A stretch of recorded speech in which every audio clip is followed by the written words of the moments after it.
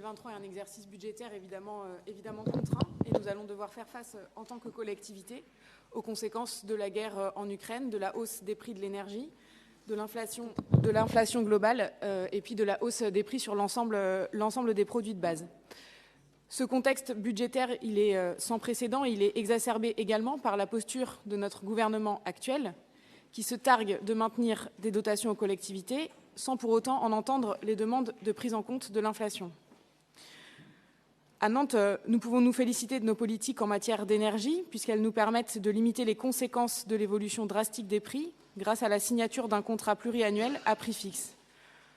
Pour 2023, cela nous permet de maintenir le niveau ambitieux, et nous le revendiquons, d'investissements et de dépenses de fonctionnement nécessaires au maintien de services publics de qualité. Pour autant, ne soyons pas dupes.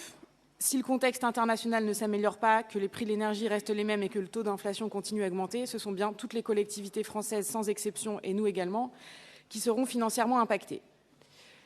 Cela a été rappelé par mes collègues, aujourd'hui les collectivités doivent faire face seules à cette conjoncture dont les impacts sont non négligeables sur nos dépenses, sur la masse salariale et sur les projections budgétaires anticipées pour les investissements. C'est un travail d'équilibriste qui nous est demandé et l'État, là, ne remplit pas son rôle de filet de sécurité. Au contraire, il exerce son contrôle sur les budgets des collectivités et limite de fait les initiatives de maintien des services publics de proximité. C'est en effet la problématique du rôle du service public en général qui s'impose à nous dans la préparation de ce budget. Nantes devra mettre au premier plan de ses réflexions le nécessaire maintien des services publics municipaux. Les services publics de proximité sont coûteux, mais c'est le choix de la ville de Nantes et nous avons choisi de le défendre. Nous en sommes fiers, nous en sommes très fiers, car contrairement à ce que défendait tout à l'heure M. Chombardelot, nous, on revendique le choix de revaloriser le régime indemnitaire de nos agents et de nos agentes et également de maintenir un haut niveau de service public. Oui, puisque ce n'est qu'en assurant une présence permanente, au plus proche des habitants et des habitantes, que nous maintiendrons nos objectifs d'égalité, de solidarité, de sécurité, d'écologie. Vous nous avez parlé de prudence, mais ce que vous appelez la prudence, c'est de l'irresponsabilité. Nous ne tergiversons pas avec le service public, et ce sont bien nos valeurs à gauche, celles de la défense de l'égalité et de la solidarité. Pour le groupe écologiste et citoyen, nos combats restent les mêmes, et nous ferons en sorte qu'ils se retrouvent dans les débats budgétaires. Le contexte actuel nous pousse à innover et à créer de nouveaux outils budgétaires. Nos priorités restent la production de logements, et notamment de logements sociaux, l'accueil des exilés et la mise à l'abri des personnes qui n'en ont pas actuellement, la réappropriation et la végétalisation de l'espace public, la scolarisation de tous les enfants, et y compris ceux en situation de grande pauvreté, l'égalité, quel que soit son genre, son orientation sexuelle, sa religion, son origine réelle ou supposée, son état de santé, etc. Et puis évidemment, la démocratie pour construire la ville avec les habitants et les habitantes.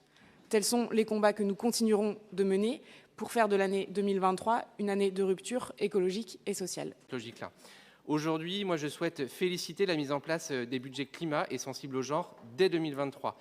Il s'agit d'une nouvelle étape vers la prise en compte transversale des thématiques environnementales et de genre dans nos actions quotidiennes et dans nos budgets publics. Cette nouveauté a été d'ailleurs particulièrement sollicitée par notre groupe écologiste et citoyen dès 2020.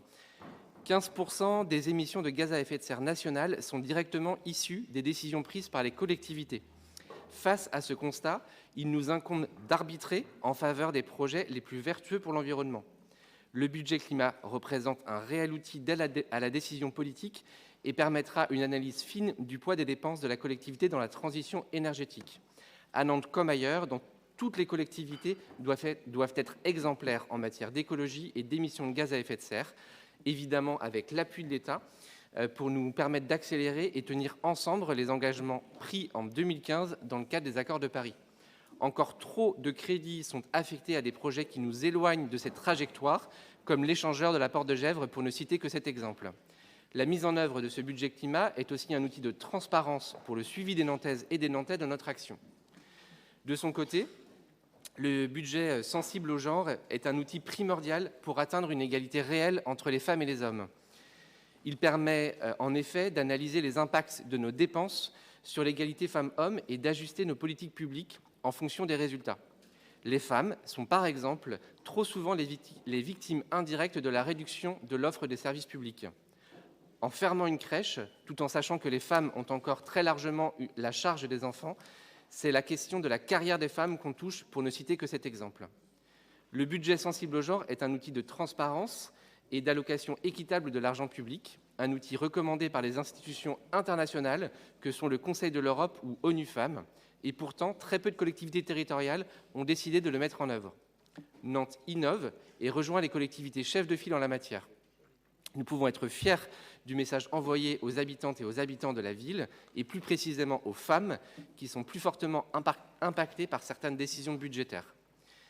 La mise en œuvre de ces deux budgets nous permet donc de dépasser le simple constat des impacts de nos dépenses sur le climat et sur les inégalités de genre, et d'adopter une démarche proactive et concrète d'ajustement budgétaire. Nous sommes donc impatients d'obtenir les résultats pour approfondir nos engagements et continuer à construire une ville résiliente et féministe. Je vous remercie.